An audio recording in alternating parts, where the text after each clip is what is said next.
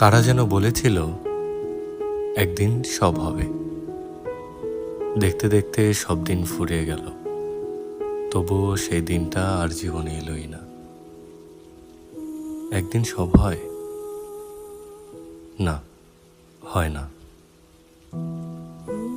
মানুষের জীবনে সুদিন বলতে কিছু নেই।